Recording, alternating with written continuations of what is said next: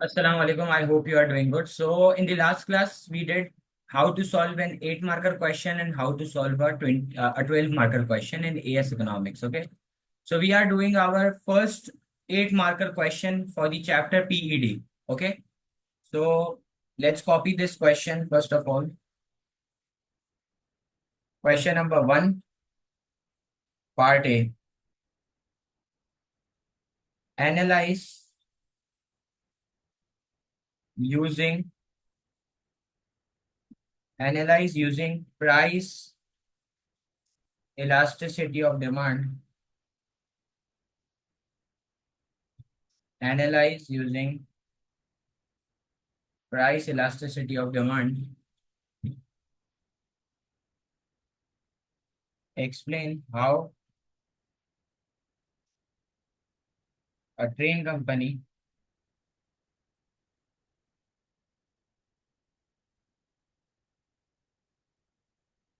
can maximize its total revenue. How a train company can maximize its total revenue at busy travel times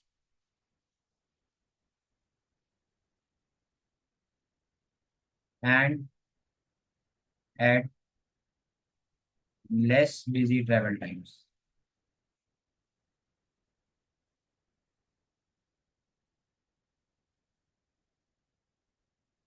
8 marks. Okay, so your question is analyze using price elasticity of demand. Explain how a train company can maximize total revenue at busy travel time and at less busy travel time. तो आपको याद होगा मैंने आपको पढ़ाते वक्त भी बताया था, कल आपने 8 मार्कर और 12 मार्कर का क्वेश्चन कैसे सॉल्व करना है वो सीखा था। तो इफ यू गाइज रिमेम्बर तो I have told you as well 8 marker question की मार्क्स डिस्ट्रीब्यूशन क्या है। इस 8 मार्कर क्वेश्चन के अंदर नॉलेज के 3 मार्क्स है। कितने मार्क्स है? 3 मार्क नॉलेज के हैं, 3 मार्क एनालिसिस के हैं और 2 मार्क जो है ना वो इवेल्युएशन के हैं। क्या बोला आपको सर? इस 8 मार्कर क्वेश्चन में 3 मार्क नॉलेज के हैं, 3 मार्क एनालिसिस के हैं, 2 मार्क इवेल्युएशन के हैं। ये मार्क्स डिस्ट्रीब्यूशन है। Every one is required to open their chat box so you guys can answer me. अगर मुझे नॉलेज का मार्क लेना है तो मुझे कोई डेफिनेशन देनी पड़ेगी। तो मुझे जरा सोच के बताओ मैं क्या डेफिनेशन दे सकता हूँ।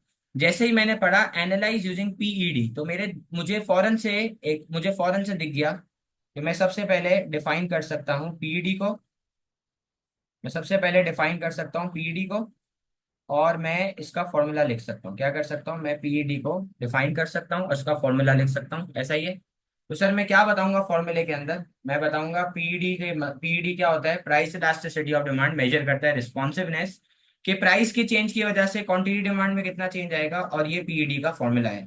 फॉर्मूला क्या है? Percentage change in quantity demanded upon percentage change in price. ये पीईडी को निकालने का फॉर्मूला है। ठीक है बेटा? अच्छा भाई। सर मैं पीईडी बता डिफाइन करूंगा, उसका फॉर्मूला बताऊंगा। ये पीईडी को निकालने का फॉर्मूला मैंने लिख दिया। अब आप सोच के बताओ। Explain how a train company can maximize his total revenue at busy travel time and at less busy travel time. तो मुझे जरा सोच के बताओ, बिजी ट्रेवल टाइम पे कौन सी डिमांड होगी, लेस बिजी ट्रेवल टाइम पे कौन सी डिमांड होगी? बिजी ट्रेवल टाइम का मतलब है 9 AM ऑफिस वाला टाइम, और लेस बिजी ट्रेवल टाइम का मतलब है 12 PM। तो खुद सोच के बताओ, बिजी ट्रैवल टाइम पे उसकी डिमांड इनइलास्टिक है क्योंकि उसके पास कोई ऑप्शन नहीं है। बिजी ट्रैवल टाइम पे वो ऑफिस के लिए लेट हो रहा है तो बिजी ट्रैवल टाइम पे डिमांड इनइलास्टिक होगी, और लेस बिजी ट्रैवल टाइम पे डिमांड इलास्टिक होगी क्योंकि अब वो लेट नहीं हो रहा, वो इतना बिजी नहीं है। ऐसा ही है। तो मैं दो और डेफिनेशन बता सकता हूँ। क्या क्या बता सकता हूँ? Define elastic, define elastic plus inelastic demand. Right? आप इसको बताएंगे इलास्टिक डिमांड और इनइलास्टिक डिमांड क्या होती है। सर क्या क्या बताएंगे? इलास्टिक में आंसर ग्रेटर देन 1 है, इनइलास्टिक में लेस देन 1 है, इलास्टिक में सब्स्टिट्यूट ज्यादा है, इनइलास्टिक में सब्स्टिट्यूट कम है, इलास्टिक में प्रोडक्ट लग्जरी है, इनइलास्टिक में प्रोडक्ट नेसेसिटी है। That's it. दो दो लाइन की डेफिनेशन देनी है। सर और कोई डेफिनेशन आ सकती है? यस, मैं एक और डेफिनेशन लिख सकता हूँ टोटल रेवेन्यू की। तो बेटा जिसने ये तीन चीजें लिख दी ना, पीडी की डेफिनेशन, इलास्टिक इनइलास्टिक क्या होता है, टोटल रेवेन्यू क्या होता है, उसको नॉलेज के 3 मार्क मिल जाएंगे। अब मुझे एनालिसिस के अगर मार्क्स पिक करने हैं तो मुझे इसको बताना पड़ेगा कि एक ट्रेन कंपनी अपने रेवेन्यू को कैसे मैक्सिमाइज कर सकती है बिजी ट्रैवल टाइम पे और लेस बिजी ट्रैवल टाइम पे, वो ऐसा क्या करे ट्रेन कंपनी। तो ये जो आपसे पूछना चाह रहा है ना, ये पूछना चाह रहा है यूजफुलनेस ऑफ, हमने हेडिंग पढ़ी थी, usefulness of PED to a producer. तो यार अगर प्रोड्यूसर की जगह ट्रेन कंपनी लिखा हो, चॉकलेट मैन्युफैक्चरर लिखा हो, टायर मैन्युफैक्चरर लिखा हो, ऑन्टरप्रेन्योर लिखा हो, कुछ भी लिखा हो, ये सब प्रोड्यूसर ही है ना। तो ये हेडिंग क्या है, usefulness of PED to a train company. तो बेटा आपने तो पढ़ा हुआ है, क्या पढ़ा हुआ है आपने, कि प्रोड्यूसर पीईडी के थ्रू, ट्रेन कंपनी पीईडी के थ्रू क्या आइडेंटिफाई करेगी, ट्रेन कंपनी पीईडी के थ्रू आइडेंटिफाई कर लेगी इलास्टिसिटी, ऐसा ही है। ट्रेन कंपनी पीईडी के थ्रू आइडेंटिफाई करेगी इलास्टिसिटी, और उसके हिसाब से क्या सेट करेगी, उसके हिसाब से सेट करेगी pricing strategy. Sir train company क्या करेगी, ट्रेन कंपनी आइडेंटिफाई करेगी इलास्टिसिटी और उसके हिसाब से प्राइसिंग स्ट्रेटेजी सेट करेगी, ताकि एक ट्रेन कंपनी अपने टोटल रेवेन्यू को मैक्सिमाइज करने में कामयाब हो जाए। अब जैसे ट्रेन कंपनी ने आइडेंटिफाई करा, ट्रेन कंपनी ने आइडेंटिफाई कर लिया, क्या आइडेंटिफाई करा, ट्रेन कंपनी ने आइडेंटिफाई करा कि बिजी ट्रैवल टाइम रश का वक्त है, बिजी ट्रैवल टाइम ऑफिस जाने वाला वक्त है, रश का वक्त है, और बिजी ट्रैवल टाइम पे डिमांड इन इलास्टिक होगी, क्योंकि लोगों के पास ऑप्शंस नहीं है। सही है, क्या मैंने बोला, बिजी ट्रैवल टाइम पे डिमांड इन इलास्टिक है क्योंकि रश का वक्त है ना। तो ट्रेन कंपनी ने पीडी के थ्रू पता करा ना कि बिजी ट्रैवल टाइम पे कौन सी डिमांड है और लेस बिजी ट्रैवल टाइम पे कौन सी डिमांड है। ये एनालिसिस है, बिल्कुल बिल्कुल ये एनालिसिस है। तो उसने पता करा कि यार बिजी ट्रैवल टाइम पे डिमांड इनइलास्टिक है, और इसने पता करा कि लेस बिजी ट्रैवल टाइम पे डिमांड इलास्टिक है, क्योंकि जब रश का वक्त नहीं है तो वो वेट कर सकता है ना, वो वेट कर सकता है। और बिजी ट्रैवल टाइम जब वो ऑफिस के लिए लेट हो रहा है तो वो वेट नहीं कर सकता, मतलब डिमांड इनइलास्टिक, उसके पास ऑप्शन कम है। तो अब आप खुद सोच के बताओ, उसको पता चल गया है कि बिजी ट्रैवल टाइम पे डिमांड इनइलास्टिक है। तो अगर ट्रेन कंपनी को अपने रेवेन्यू को इंक्रीज करना है तो वो क्या करे, वो ट्रेन की जो टिकट है, ट्रेन का जो फेयर है, उसको क्या करे। तो आप देखो, हमजा ने हमें जवाब दिया है कि बिजी ट्रैवल टाइम पे ट्रेन कंपनी को अपने फेयर को बढ़ा देना चाहिए, क्योंकि बिजी ट्रैवल टाइम के वक्त अनस ऑप्शन नहीं है कोई, ऐसा ही है। तो प्रोड्यूसर का, ट्रेन कंपनी का रेवेन्यू बढ़ जाएगा। क्या बोला आपको, बिजी ट्रैवल टाइम पे अगर ट्रेन कंपनी फेयर को ज्यादा से भी बढ़ाता है तो क्वांटिटी बहुत थोड़े से कम होगी, बहुत थोड़े से लोग नहीं जाएंगे उस दिन ऑफिस, बाकी हर बंदा जाएगा ही जाएगा, तो उसका टोटल रेवेन्यू बढ़ जाएगा। Sir less busy travel time पे उसको पता है डिमांड इलास्टिक है, अब रश का वक्त नहीं है, तो अगर अब ट्रेन कंपनी को रेवेन्यू को बढ़ाना है तो वो प्राइस को कम करे। जैसे ही वो प्राइस को कम करेगी क्वांटिटी डिमांड बढ़ जाएगी, जिस जिसको जाना है, जिस जिसको नहीं भी जाना वो भी अब जाएगा। तो लेस बिजी ट्रैवल टाइम पे प्राइस को कम करेंगे रेवेन्यू बढ़ाने के लिए, ठीक है, ऐसा ही है। तो टोटल रेवेन्यू आपका बढ़ जाएगा। ये तो आपने कर दिया, और साथ साथ आपको ग्राफ बनाना है। सर आप जरा याद दिलाएंगे, इलास्टिक में कौन सा कर्व बनता है, किसी को शेप याद है, इलास्टिक में कौन सा कर्व बनेगा।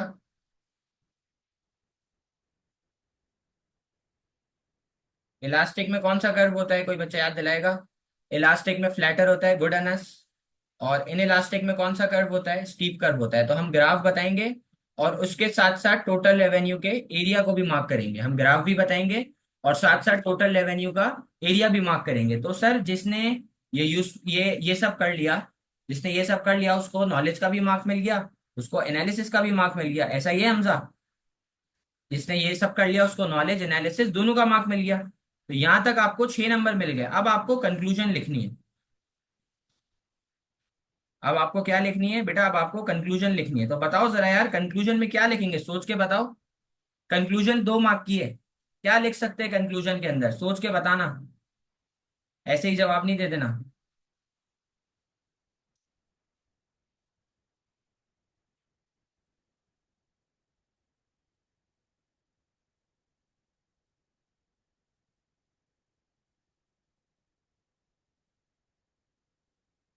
कंक्लूजन में क्या लिख सकता हूँ, सुनिएगा अब आप, कंक्लूजन में आप क्या लिख सकते हैं, मुझे एक बात बताओ। कंक्लूजन में आप ये लिख सकते हो, prices are in control of producer. Sir conclusion में आप क्या लिखोगे? कंक्लूजन में आप लिखोगे कि प्राइस प्रोड्यूसर के कंट्रोल में है ना। फेयर जो है, जो ट्रेन का फेयर है, वो ट्रेन कंपनी के प्रोड्यूसर के कंट्रोल में। उसकी मर्जी वो फेयर को बढ़ाए, उसकी मर्जी वो फेयर को कम करे, तो प्राइस उसके कंट्रोल में है। लेकिन but however income of consumer, however income of consumer is not in control of producer. Price तो उसके कंट्रोल में है, लेकिन लोगों की इनकम नहीं है। अगर उसने फेयर बढ़ा दिया तो लोग दे पा रहे नहीं दे पा रहे, ये उनकी इनकम के ऊपर डिपेंड करता है। और उसकी इनकम प्रोड्यूसर के कंट्रोल में नहीं है। उसकी इनकम जो है ना, वो डिपेंड करती है दो चीजों के ऊपर। उसकी इनकम डिपेंड करती है दो चीजों के ऊपर, एक मुल्क के हालात के ऊपर, एक मुल्क की इकोनॉमिक कंडीशन के ऊपर। अगर तो मुल्क बूम के अंदर है तो बूम में लोगों की इनकम ज्यादा होती है, लोग ज्यादा फेयर पे ऑफ कर देंगे। अगर रिसेशन में तो लोग ज्यादा फेयर पे ऑफ नहीं करेंगे, भले फिर वो बिजी ट्रैवल टाइम हो, क्योंकि लोगों की इकोनॉमिक कंडीशन खराब है, लोगों की इनकम कम है। ऐसा ही है। और दूसरा वो डिपेंड करता है टैक्स रेट के ऊपर। अगर आप यूके जैसे शहर में रह रहे हो तो वैसे ही आपकी इनकम का एक बहुत बड़ा प्रोपोर्शन टैक्स में चला जाता है। तो I don't think so you would be able to pay a higher fare at busy travel time. आप ज्यादा फेयर पे करना पसंद नहीं करोगे, आप अफोर्ड नहीं कर सकते बेसिकली। ठीक है। तो आपको क्या मार्किंग स्कीम समझ आई?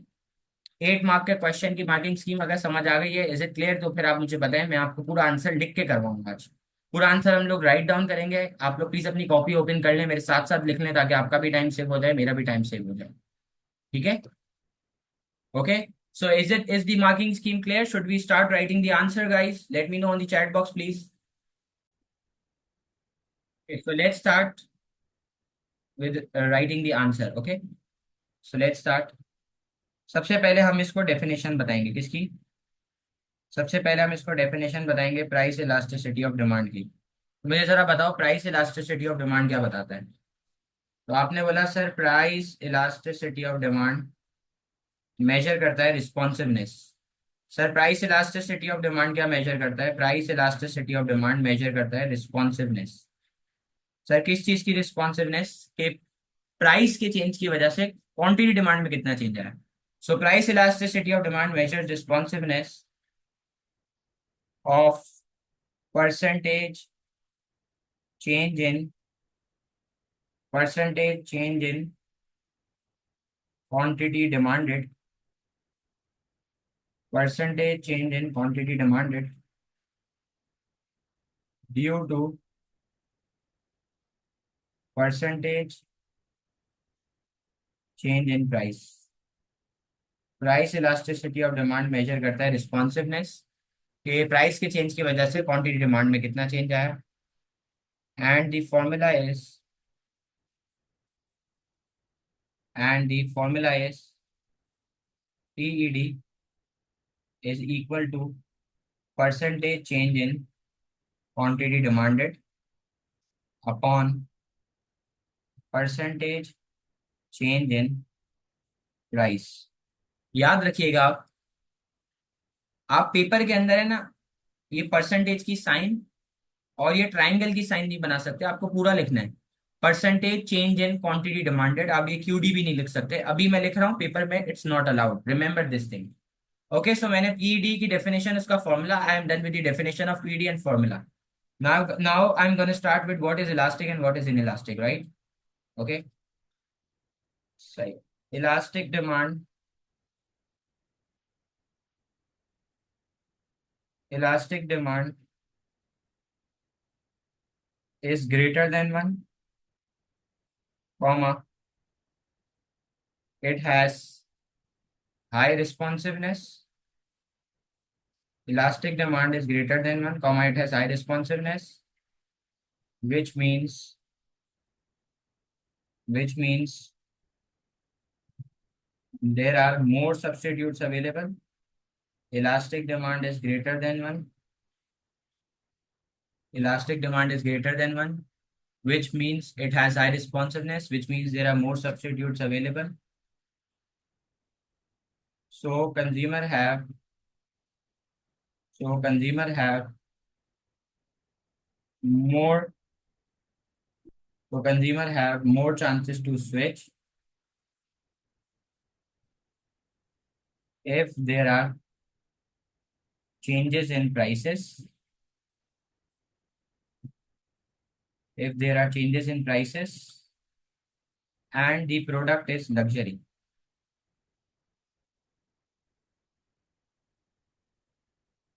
ओके, ठीक है। अब आप बताएंगे इनइलास्टिक डिमांड क्या होती है। Okay, inelastic demand, inelastic demand is less than 1,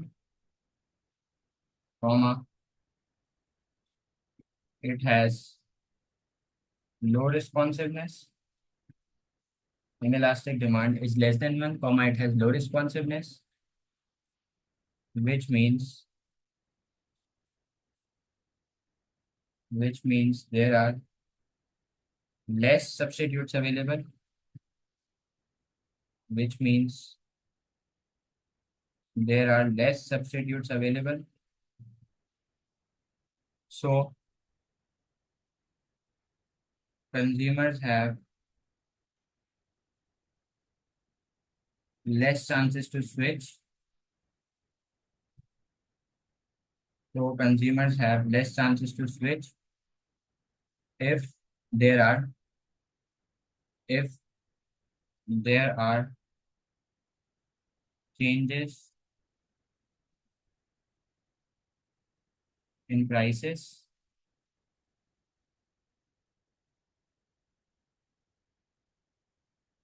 if there are changes in prices and the product is necessity. Okay, so we are done with the knowledge part. हमने PED, उसकी definition, elastic क्या है, inelastic क्या है, बता दिया। Is it clear up till here? Clear guys? Okay, so we are done with the knowledge part. यहाँ तक हमें नॉलेज के 3 मार्क्स मिल जाएंगे। You guys should take screenshots because I have limited time. We just have half hour and we have to complete it. So screenshot लेते रहो, जहाँ रह जाओ वो बाद में फिर कंप्लीट कर लेना। Okay, now moving towards the analysis part. तो एनालिसिस में हम लोग क्या लिखेंगे? अम, एक train company busy travel time पे अपने रेवेन्यू को कैसे मैक्सिमाइज कर सकती है और लेस बिजी ट्रैवल टाइम पे कैसे कर सकती है, अब हमें ये लिखना होगा। तो अब हम इसको बताएंगे। The usefulness, the usefulness of PED to a train company is that, to a train company is that it will identify the elasticity, it will identify the it will identify the elasticity, it will identify the elasticity and will plan, a pricing strategy, and will plan a pricing strategy accordingly in order to maximize, in order to maximize its total revenue। ठीक है, क्या करेगी भाई train company? Elasticity पता करेगी, busy travel time पे कौन सी elasticity है, लेस बिजी ट्रैवल टाइम पे, और उसके हिसाब से प्राइसिंग स्ट्रेटेजी सेट करेगी ताकि अपने रेवेन्यू को मैक्सिमाइज कर सके। सही। At busy travel time, at busy travel times, the demand is, at busy travel time, the demand is inelastic as there are less substitutes available. At busy travel time, demand is inelastic as there are less substitutes available, as there are less substitutes available. So train company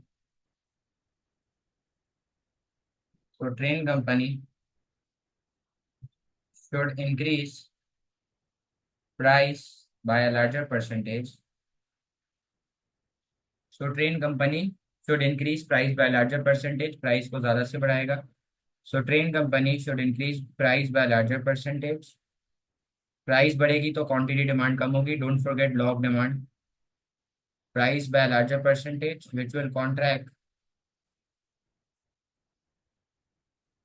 which will contract quantity demanded, which will contract quantity demanded by a smaller percentage। ज्यादा से price बढ़ेगा, quantity demanded थोड़े से कम होगी क्योंकि options कम है, busy travel time पे substitute कम है। thus increasing thus increasing total revenue from। देखो बच्चे यहाँ तक लिख देते हैं कि टोटल रेवेन्यू बढ़ जाएगा। अब हमें इसको ग्राफ में बताना होगा एरिया मार्क करके कि टोटल रेवेन्यू कितना बढ़ रहा है, तो मुझे तो एरिया याद है। thus increasing total revenue from OPAQ to OP1 BQ1 as shown in diagram number 1, as shown in diagram number 1। Okay, is it clear? Busy travel time पे वो क्या करेगा, अब इसी तरीके से हमें लेस बिजी ट्रैवल टाइम के बारे में भी लिखना होगा कि लेस बिजी ट्रैवल टाइम पे कौन सी इलास्टिसिटी है, उसको क्या प्राइसिंग स्ट्रेटेजी अप्लाई करनी चाहिए। Got it right guys? अब हम लोग लिखेंगे at less busy travel time, at less busy travel time the demand is elastic. At less busy travel time the demand is elastic as there are more substitutes available. वो bus में जा सकता है, वो किसी और सब्स्टिट्यूट में जा अपनी गाड़ी में जा सकता है क्योंकि अब उसको जल्दी नहीं है ना। As there are more substitutes available, as there are more substitutes available, as there are more substitutes available. तो ट्रेन कंपनी तो train company should reduce so train company should reduce price by a smaller percentage. So train company should reduce fare, fare यानी कि price एक ही बात है, by a smaller percentage which will extend which will extend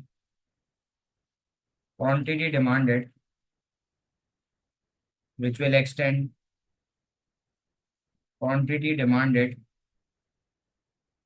by a larger percentage, which will extend quantity demanded by a larger percentage, thus increasing thus increasing total revenue, thus increasing total revenue from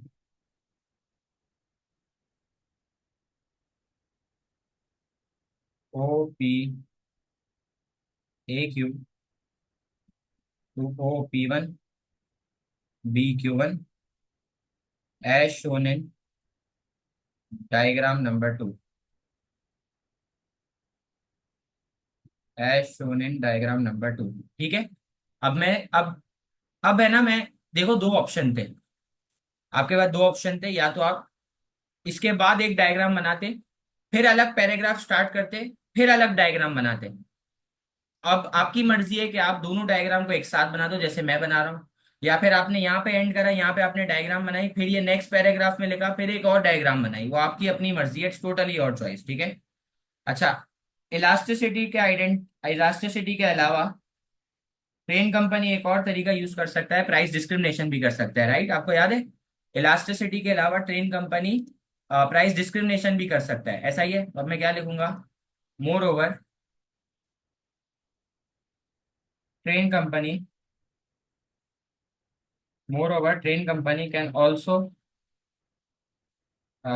use price discrimination, moreover train company can also use price discrimination, that is that is charging different prices,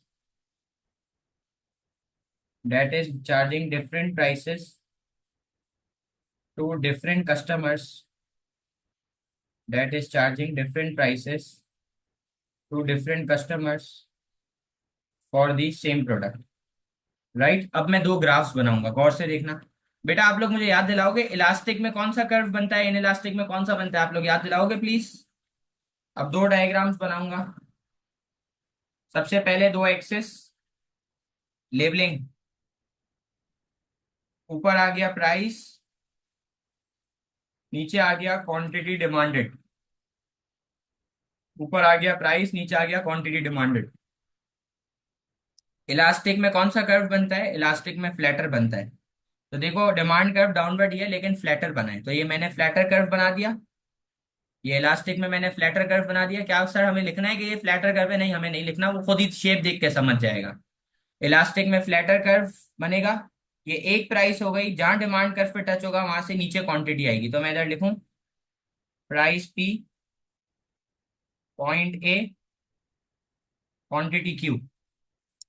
तो अगर मैं आपको बोलता हूँ पुराना revenue क्या है, तो आप मुझे बोलोगे सर रेवेन्यू का फॉर्मूला है प्राइस इनटू क्वांटिटी, यही फॉर्मूला है। तो पुरानी प्राइस है ओ से लेके पी तक, पुरानी क्वांटिटी है ए से लेके क्यू तक, तो टोटल रेवेन्यू पुराना वाला क्या है, ओ पी ए क्यू। आपने बोला सर इलास्टिक के अंदर सब्स्टिट्यूट ज्यादा है, ट्रेन कंपनी को प्राइस को रिड्यूस करना चाहिए। ट्रेन कंपनी को क्या करना चाहिए, ट्रेन कंपनी को प्राइस को रिड्यूस करना चाहिए, ऐसा ही है। ट्रेन कंपनी को प्राइस को रिड्यूस करना चाहिए, तो देखो जैसे ही आप प्राइस, ट्रेन कंपनी प्राइस को रिड्यूस करेगी लेस बिजी ट्रैवल टाइम पे, तो क्वांटिटी डिमांड ज्यादा से बढ़ जाएगी। तो आप देखो जैसे ही वो प्राइस को पी से पी वन के ऊपर ज्यादा से रिड्यूस करेगी तो क्वांटिटी डिमांड बढ़ जाएगी। और ए से बी पे क्या हो रही है, कोई बच्चा याद दिलाएगा, ए से बी पे क्या हो रही है, ए से बी पे क्या हो रही है, कोई बच्चा बताएगा। अनस गुड, मूवमेंट मूवमेंट हो रही है, ठीक है। तो आप देखो प्राइस में आया है स्मॉलर चेंज, देखो प्राइस में आया है स्मॉलर चेंज, क्वांटिटी डिमांड में आया है लार्जर चेंज, ऐसा ही हो रहा है। सर प्राइस में आया है स्मॉलर चेंज, क्वांटिटी डिमांड में आया है लार्जर चेंज, ऐसा ही हो रहा है। और सर ये जो ए से बी के ऊपर हो रही है इसको क्या कहते हैं, इसको मूवमेंट कहते हैं, ऐसा ही है। अब अगर आपसे मैं पूछता हूँ कि आपका नया रेवेन्यू का एरिया क्या होगा, तो आप बोलोगे सर अब प्राइस है ओ से लेके पी वन तक, क्वांटिटी है बी से लेके क्यू वन तक, तो न्यू रेवेन्यू हो गया O P one B Q one, ऐसा ही है। तो आपका टोटल रेवेन्यू बढ़ गया। सर टोटल रेवेन्यू कैसे बढ़ा, पहले ये वाला एरिया था ओ पी ए क्यू, अब ये वाला एरिया हो गया है O P one B Q one, तो रेवेन्यू बढ़ता हुआ दिख रहा है ना, ऐसा हो रहा है, ठीक है। अच्छा अब मुझे बताओ इन इलास्टिक में स्टीप कर्व बनता है, तो सबसे पहले एक्सिस की लेबलिंग करूं। ऊपर आ गया अगेन प्राइस, प्राइस को डिनोट करते हैं पी से। नीचे आ गया क्वांटिटी डिमांडेड, क्वांटिटी डिमांडेड को डिनोट करते हैं क्यू से। सर ये मैंने डिमांड कर्व बना दिया है स्टीप कर्व, ये कौन सा कर्व है, ये जो आपके सामने कर्व है ये स्टीप कर्व है, ठीक है। सर ये एक प्राइस हो गई, जहां डिमांड कर्व पे टच होगा वहां से नीचे क्वांटिटी आएगी, ऐसा ही हो रहा है, देखें आप। ये प्राइस पी हो गई, ये पॉइंट ए हो गया, ये क्वांटिटी क्यू हो गई। तो अब आप देखें अगर आपको टोटल रेवेन्यू निकालना है तो आप क्या बोलोगे, प्राइस है ओपी, क्वांटिटी है ए क्यू, तो टोटल रेवेन्यू हो गया ओपी ए क्यू, ये वाला एरिया हो गया टोटल रेवेन्यू। अब less busy busy travel time पे, बिजी ट्रैवल टाइम पे डिमांड इन इलास्टिक है, तो ट्रेन कंपनी को फेयर को ज्यादा से बढ़ाना चाहिए। तो जैसे ही वो फेयर को ज्यादा से बढ़ाएगा, डिमांड इन इलास्टिक का ऑप्शन नहीं है तो लोग स्विच नहीं करेंगे। तो आप देखो जब ट्रेन कंपनी ने फेयर को पी से पी वन के ऊपर, प्राइस को ज्यादा से बढ़ाया, तो क्वांटिटी डिमांड क्यू से क्यू वन के ऊपर कॉन्ट्रैक्ट हुई, लेकिन स्मॉलर परसेंटेज से हुई। क्या ऐसा ही हो रहा है, जी हाँ बिल्कुल ऐसा हो रहा है। आप देखें जब उसने प्राइस को ज्यादा से बढ़ाया तो आप देखिएगा क्वांटिटी डिमांड थोड़े से कम हो रही है, बिल्कुल ऐसा ही हो रहा है। और सर ये ए से बी पे क्या हो रही है, बेटा ये ए से बी पे मूवमेंट हो रही है। सर ये ए से बी पे क्या हो रही है, बेटा ये ए से बी पे मूवमेंट हो रही है। तो अगर मैं आपसे पूछता हूँ न्यू रेवेन्यू का एरिया क्या होगा, तो आप बोलोगे न्यू रेवेन्यू का एरिया है, न्यू प्राइस है O P one, new quantity है बी क्यू वन, ऐसा ही हो रहा है, ठीक लिखा है मैंने। तो सर ये हो गई आपकी डायग्राम नंबर वन, ये हो गई डायग्राम नंबर वन, और ये हो गई आपकी डायग्राम नंबर टू। ठीक है, तो अब आप एक काम करें, giving you guys again 2 minutes, Read the paragraphs very carefully and try to match it with the diagram. Once you match it, you understand के how to link the paragraph with the diagram, कैसे इन दोनों को link करना है, तो फिर मुझे बताएं. Then we will go towards the conclusion part. Okay? Let me know on the chat box. Okay, so we are now done with the knowledge and analysis part. We are now moving towards towards our next part. The next part is our evaluation. Okay.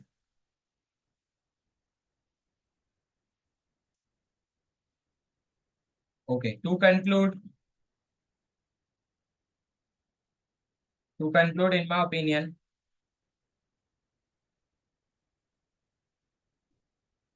train company can maximize its total revenue. To conclude, in my opinion, train company can maximize total revenue as prices are in control of producer. So he can change them. So he can change them accordingly. जैसे कि अभी हमने देखा, busy travel time पे बढ़ा दे, less busy पे कम कर दे. However, however, the income of consumer is not in control of producer, is not in control of producer, as it depends upon